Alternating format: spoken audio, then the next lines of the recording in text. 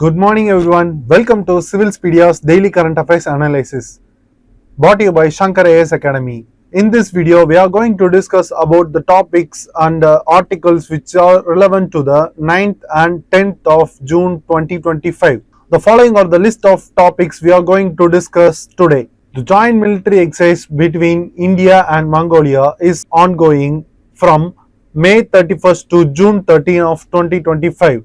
This 17th edition of joint military exercise is known as Nomadic Elephant, and the venue of this joint military exercise for 2025 is Ulaanbaatar, that is the capital of Mongolia.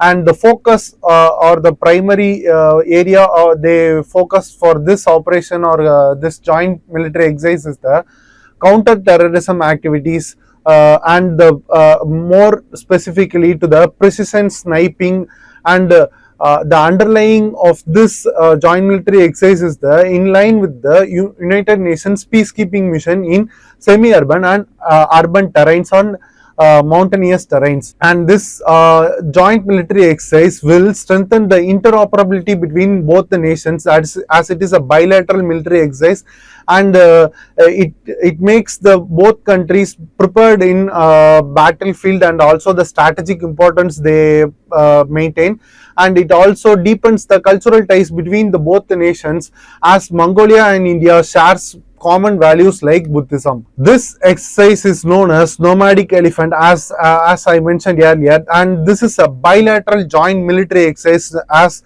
the Mongolia is a landlocked country. It cannot be able to accessible through seas and airways. But this Nomadic Elephant specifically a ground-based exercise, and the participants of this exercise is Indian Army and Mongolian Armed Forces. This exercise will be held annually, and the venue of this exercise will be held once in India, and the next year will be in Mongolia. At present, this exercise is conducted in Mongolia, that is Ulaanbaatar. As we discussed earlier, the key objective of this joint military exercise is to enhance the interoperability between both the armed forces and to create a coordination between them to make them combat readiness.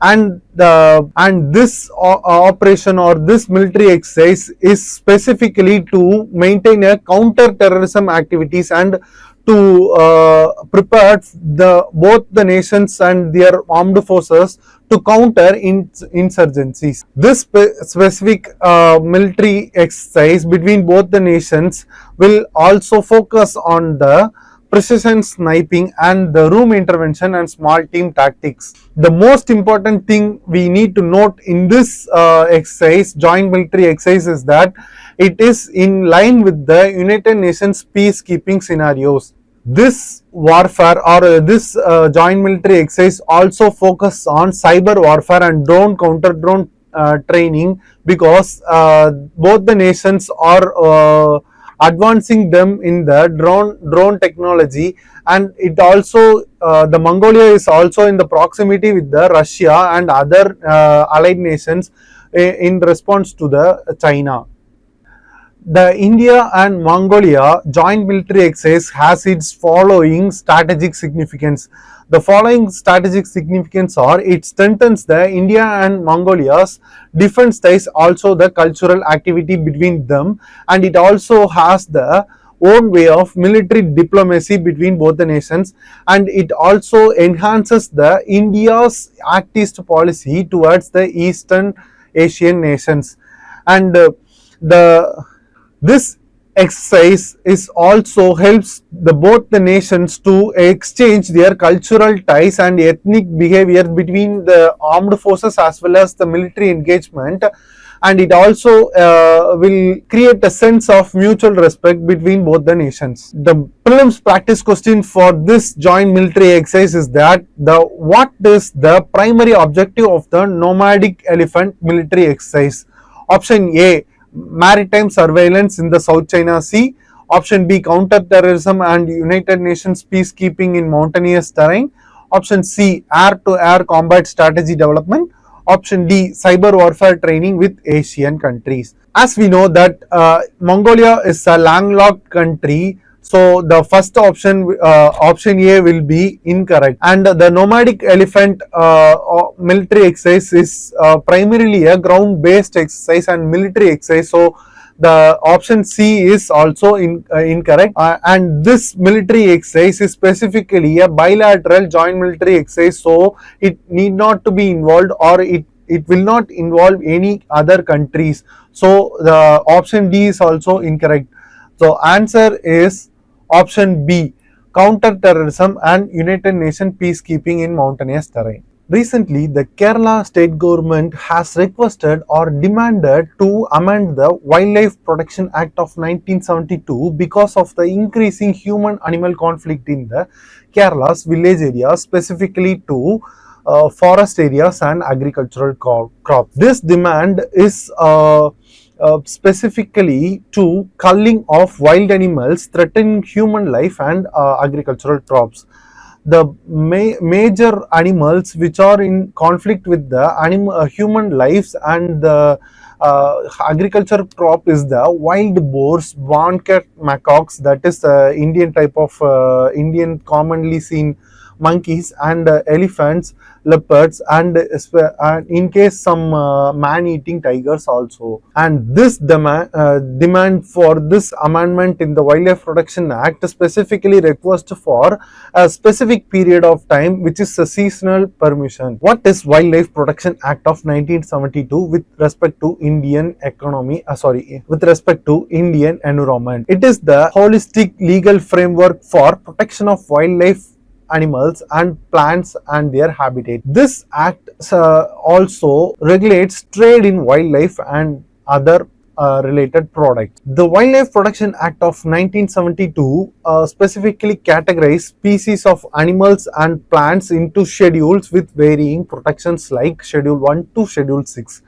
And it also in line with the India's environment and forest life activities with the CITES framework. And what is the constitutional provisions and under which constitution this Wildlife Protection Act and other frameworks related to environment is covered are the 42nd Constitutional Amendment Act, which plays a major role in the protection of wildlife and environment.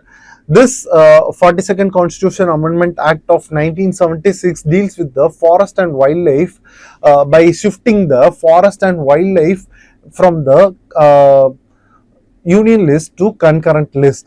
And the Article 51A subclass G of Article 51A of subclass G of fundamental duties gives protection to the forest and wildlife and make it as a fundamental duty. And the Article 48A of DPSP of Part 4 of the Constitution deals with the provides directive to the protection of environment and wildlife. And one more important point to note is that these three amendments or these three constitutional provisions comes under one specific amendment, that is 42nd Constitution Amendment Act of 1976. And what are all the important institutions which are under which the purview of the wildlife protection and environment is concerned? It is the first, the National Board for Wildlife, that is NBWL. It is an apex advisory body and it is primarily chaired by Prime Minister of India. And the second is the State Board for Wildlife. It is a corollary body with respect to the states of Indian states, which is chaired by Chief Minister of the specific state. And the third thing is the Central Zoo Authority. Central Zoo Authority will specifically focus the executive conservation of wildlife and species of plants, and they also manage and regulate zoos and animal transfer between India and other nations. And one of the most prominent institution under this Wildlife Protection Act is that the National Tiger Conservation Authority, which is established in the year 2005 by amending the provisions of Wildlife Protection Act of 1972. This National Tiger Conservation Authority specifically focuses or creates a new tiger reserve and manages the tiger reserves in India. And the last and final Wildlife Crime Control Bureau, that is WCCB, which organized or collaborate to combat organized wildlife crimes in India. What are all the major amendments that are undertook in the Wildlife Protection Act of 1972 are in the year of 1991, there is a introduction of stronger penalties for violations, and species protection has been enhanced. And in the year of 2002, the conservation and community reserves provision is also added in the Wildlife Protection Act of 1972. And in the year 2006, the National Tiger Conservation Authority has been established, but it was established in the year 2005, but the act is amended in the year 2006. And the establishment of Wildlife Crime Control Bureau, and the specific provision for human wildlife conflict has been introduced in the year 2006 amendment. And in the year 2022, the Wildlife Protection Act of 1972 has taken the line with the CITES norms, and it also reduced the provision with related to schedules, and by scheduling the wildlife and species in separate schedules. What are all the key demands or the amendments that the Kerala need to amend in the Wildlife Protection Act of 1972, or to amend Act to permit culling of man-eaters like tigers and other leopard species, and also crop raid, and also to cull the crop raiding animals like wild boars and other related species during the specific season, which also has to demand the declaration of wild boars, that is crop raider, as to be declared as vermin, which is under section of 62 for its control of population. And the other two demands are to downgrade or to remove the bonket monkeys from the Schedule 1, which is the highest protection in the Wildlife Protection Act of 1972 for their easier population management. And it also necessitates or specifically urge the central government to amend the Wildlife Protection Act to grant district authorities more powers or more purview under their control to flexibly monitor or control the wildlife protections between their zone. In line with the human-animal conflict, what are all the current challenges that the state face with the current framework of Wildlife Protection Act, or the Schedule 1 protection is the primary challenge. That is the Schedule 1, which provides the highest protection to any species which are under this schedule, makes the amendment more critical and more time consuming process. And the culling procedure, that is eliminating a specific species for a certain by reducing their numbers, is a cumbersome process as time taken, and it also needs more procedure to be followed. And the complexity of the Project Elephant and the Project Tiger, which also comes under the Wildlife Protection Act, makes the process more challenging. The prelims practice question for this Wildlife Protection Act of 1972 is: which statements are correct about the Wildlife Protection Act of 1972? The first statement is: provides for creation of national parks, sanctuaries, tiger reserves. And the second statement is: enables India to fulfill obligations under CITES. Third statement: applies uniformly to all states and union territories including Jammu and Kashmir. As we know that the Wildlife Protection Act of 1972 deals with the creation of national parks, sanctuaries and tiger reserves, the first statement is correct. And the second statement is also correct because it is in line with the CITES norm, so the second statement is also correct.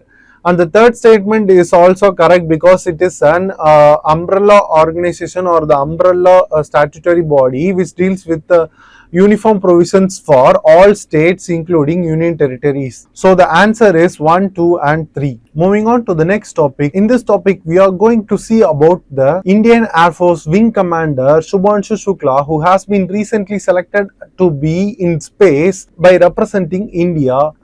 This Wing Commander Shubhanshu Shukla become the second Indian in space after our esteemed Rakesh Sharma, who has been a part of a mission from which is a collaborative mission between India and Soviet Union in the year 1984. As Rakesh Sharma is representing India as a cosmonaut, this Shubhanshu Shukla will represent India as an astronaut. What is the difference between cosmonaut and astronaut is that when the person from Russia or the Soviet Union will participate or have a or indulge in a space mission in person is called as cosmonaut. When the person or the representative representing from USA, they will called as astronaut. Likely India also have a specific name to the person who are representing India in the space. If you know the answer, please let us know in the comment section given below. And this Shubhanshu Shukla will take a mission of Axiom 4, a private mission to the International Space Station, which is a collaborative effort by establishing a space station in the space, which will be launching on June 10th of 2025. Who is Shubhanshu Shukla? He is Indian Armed Force Wing Commander from Bihar, and he is representing the India. His nickname is Shuks, and he has the privilege of being the first Indian to represent in a space mission, which is also a private space mission. And about the Axiom 4 mission is that it is organized by a private company called Axiom Space, which has the base in USA, and the launch vehicle used for this Axiom 4 mission is the SpaceX, which is a well-known private company's launch vehicle, as it belongs to the well-known personality called Elon Musk, and specifically the launch vehicle name is SpaceX Falcon 9. And the spacecraft which is used in this mission is that the Crew Dragon capsule, and Shukla is also the primary astronaut being in this mission. And what is International Space Station? It is a joint collaborative project between various countries, space agencies like NASA's Roscosmos, ESA, JAXA and CSA. And this International Space Station, which is to be placed in the space about nearly 400 kilometers above the Earth. This space station is usually or specifically used for the research purpose, which is being in person in the space by researching the microgravity or the microbiology or the astronomical phenomena that occurs in the space. What is the significance presence in this mission for India? It will enhance or marks the significance in the India space profile, and it also has the impact in the private ventures or the private public partnership between the India and other nations and other participants. And it also helps and supports the India's specifically ISRO's Gaganyaan mission, that is human to space mission by India, and it also creates an impact on the diplomacy of space. Prelims practice question for this article is that consider the following statement. First statement, Axiom 4 is India's first government-sponsored human space mission. Second statement, the mission uses SpaceX Falcon 9 rocket. And third statement, Shubhanshu Shukla is the first Indian in space. Which of the following above statements are correct? As we know that Axiom 4 is a private initiated mission to space. This first statement is incorrect. And the third statement is also incorrect because Shubhanshu Shukla is not the first Indian. Rakesh Sharma is the first Indian, as Shubhanshu Shukla is yet to be in space. So the third statement is incorrect and the second statement is correct, and the answer is 2 only.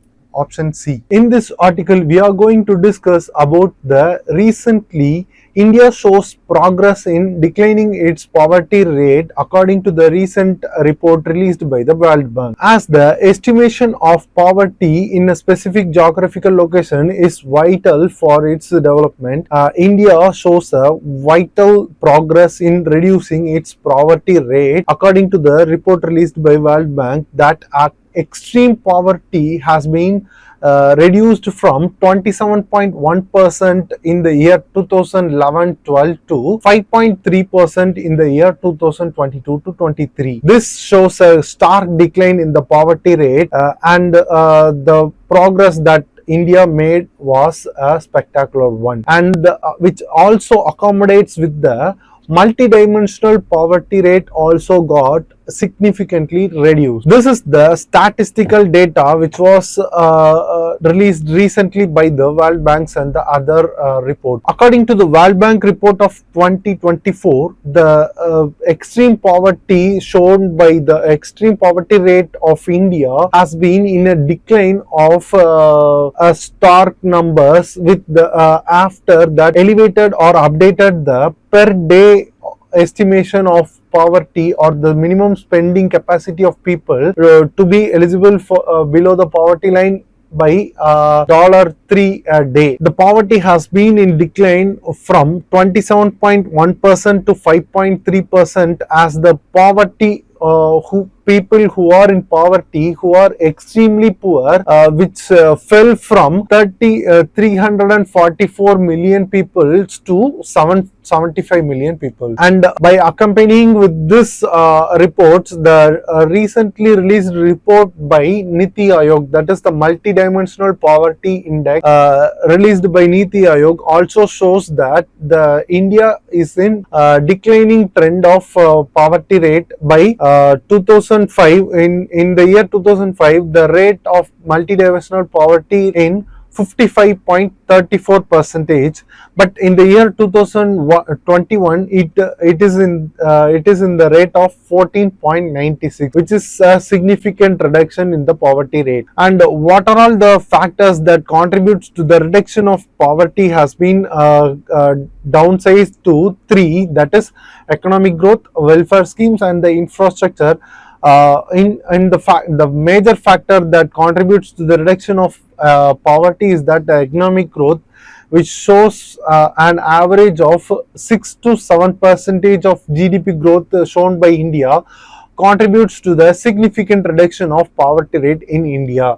And by accompanying this economic growth, the major support provided by the welfare schemes like direct benefit transfers and the National Food Security Act and its other provisions, the Ujjwala scheme, the Jan Dhan Yojana, and the Ayushman Bharat scheme also plays an important and significant role in the reduction of poverty in India. And majorly the infrastructure also supports the ecosystem by reducing the poverty, like the Swachh Bharat system, which makes the India cleaner and projecting India as an economically growth and reducing poverty in lines with the international standards.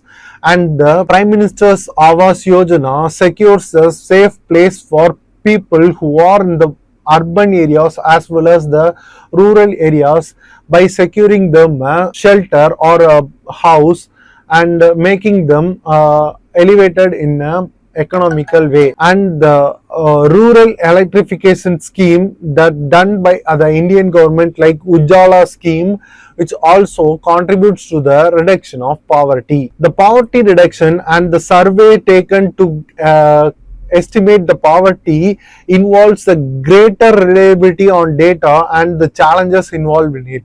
And what are all the reliability about the data and the challenges involved are the firstly, the method of the estimation happened or the estimated survey taken is different from the 2022 to 23 survey and the 2011 to 2012 survey.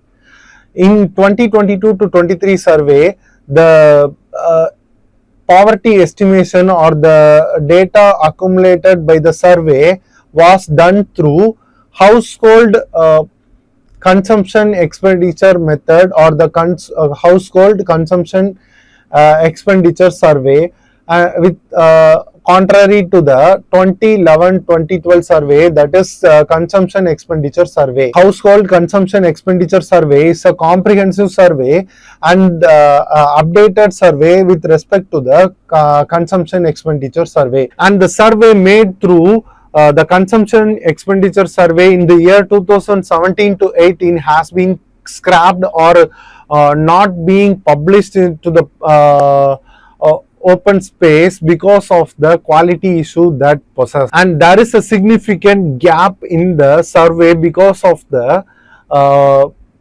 urban and poor, urban and migrant poor who are informal, and they may not come under the purview of survey or poverty estimation. Moving on to the next slide, we are going to know about the policy implications and their pros and cons. First, the positive impact or the implications done through this implementation of this policy or for poverty estimation is that it improves the targeting of subsidies through examples like direct benefit transfer, and the scope of beneficiaries will be elevated from or moving from their basic level to the empowerment scheme level. And what are all the negative sides or the cons of this policy implications are that it has the potential of meeting out its complacencies or meeting out its standards,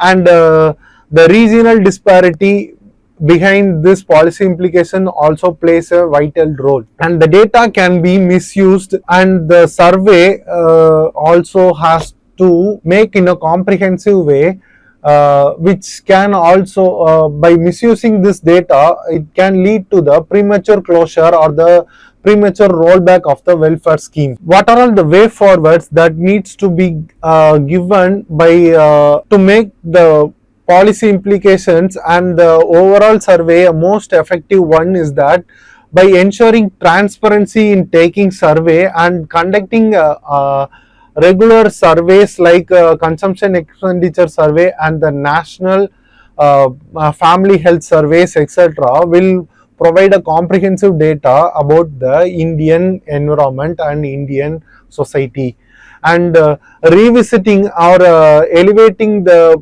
provisions or the recommendations given by the Tendulkar committee and the Rangarajan committee over poverty estimation will also have a great impact in the elimination of poverty from India. And this multidimensional poverty elimination method need to be from the perspective of the individual household or the individual person, by accommodating their income along with the poverty level. And by using the data, we need to involve big data mechanisms and big data mining, and also the inclusion of Aadhaar linked insights and other Jandan Jam Trinity measures will also place a significant role in estimation of poverty and reduction of poverty. The main practice question for this topic is that recent data shows a sharp decline in poverty in India.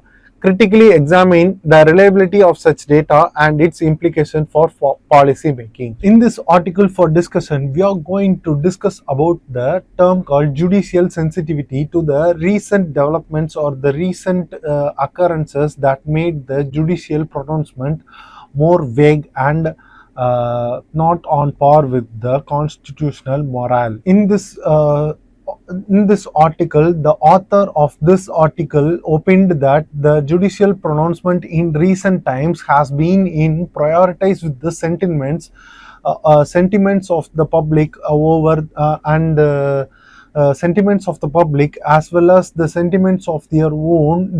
They feel that the public may feel that the pronouncement of judgment will be in accordance with their own sentiments and reflects the sentiments of the public over the liberties or the freedom provided in the Constitution of India. As we know that the Constitution provides freedom of speech and expression in the Article 19 subclass 1 of subclass A under the fundamental rights.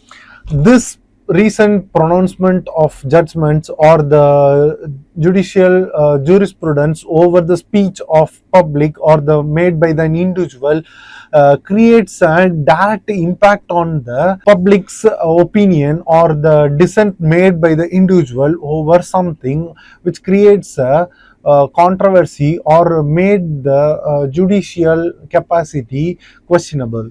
It creates a direct impact on the dissent, criticism, and the academic artistic freedom provided in the Constitution. What are all the issues that relate with the liberty with respect to the judicial sensitivity? Apart from pronouncing a judicial jurisprudence, the judiciary is more of now acting like a arbiter of decorum than maintaining of decorum.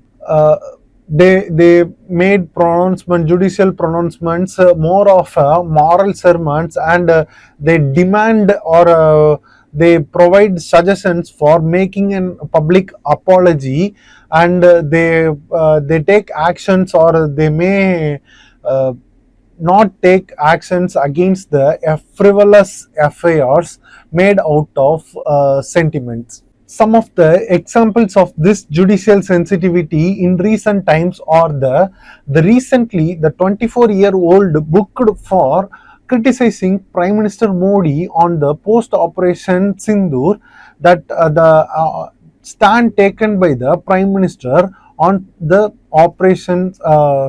or stand taken by the Prime Minister Modi after the post operation Sindoor, that the ceasefire between India and Pakistan.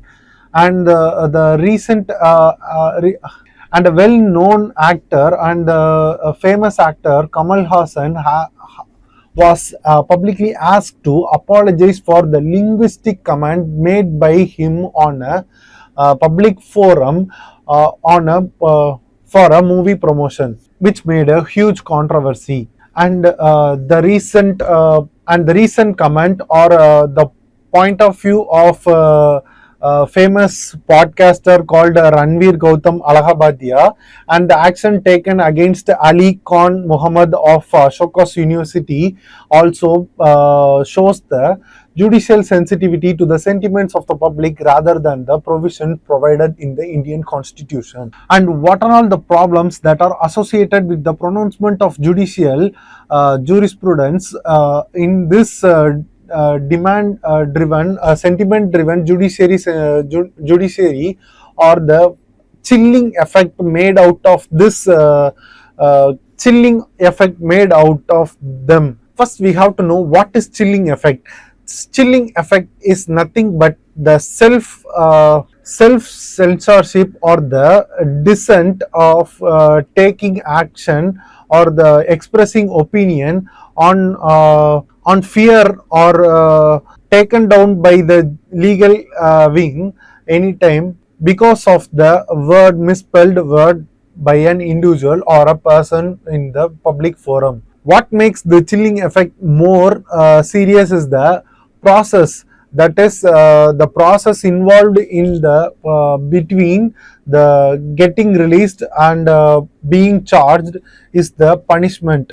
When the sentiment is overcome or the overpassed the judicial capacity or the judicial pronouncement, there will be an outrage in the encouragement of mob-led complaints due to complaints made out of sentiment hurt, and which led to the introduction of laws which may be of very selective in nature, and it is of narrow in character. And the major problem associated with this sentiment driven judicial sensitivity is that the misuse of the criminal laws against a single person or a group of person group by making or taking it as a sedition even for a simple matter. What are all the democratic implications that may be caused due to this judicial sensitivity or judiciary sensitivity is that